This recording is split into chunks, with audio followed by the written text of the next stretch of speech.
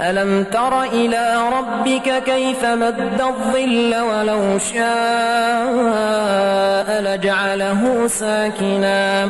ثم جعلنا الشمس عليه دليلا ثم قبضناه إلينا قبضا يسيرا وهو الذي جعل الليل لباسا والنوم سباتا